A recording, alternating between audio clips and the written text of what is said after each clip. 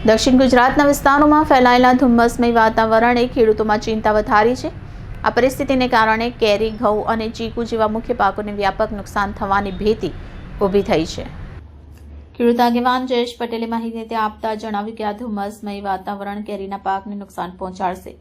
કેરીના પાકના મોરવાને વ્યાપક પ્રમાણમાં નુકસાન થવાની શક્યતા છે। તેમણે આગાહી કરી છે કે આ પરિસ્થિતિમાં ફક્ત કેરી જ નહીં પરંતુ ઘઉં પકવતા ખેડૂતોને પણ નુકસાન થવાની આશંકા છે। સાથે સાથે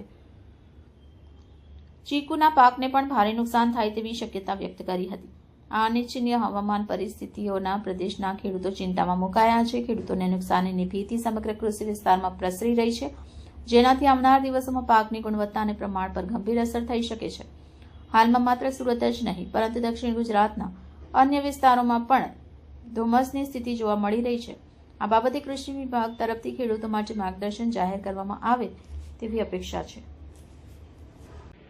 આજે સમગ્ર દક્ષિણ ગુજરાતમાં ખાસ કરીને ઝેરી ધુમ્મસ થઈ રહ્યું છે, એને કારણે કેરી પકવતા ખેડૂતો અને ખાસ કરીને ઘઉં અને ચીકુના જે બાગાયતી પાકો છે એમાં નુકસાન થવાની ભીતિ છે। એટલે ખેડૂતોમાં ભારે ચિંતા આજે પ્રસરી છે અને જે રીતે ગ્લોબલ વોર્મિંગ, જળવાયુ પરિવર્તનની સીધી અસર ખેડૂતોને અને ખેતી પાકોને થઈ રહી છે, એટલે ખેડૂતો ખૂબ જ ચિંતિત છે। અને આજે જે રીતે ધુમ્મસ છે, લગભગ સવારથી જે રીતે ધુમ્મસ છે, ખૂબ જ ગાઢું ધુમ્મસ છે, એને કારણે ખાસ કરીને કેરીના પાક અને ઘઉંના પાકને ખૂબ જ મોટું નુકસાન થવાની ભીતિ ખેડૂતો ખાસ કરીને ચિંતા સેવી રહ્યા છે।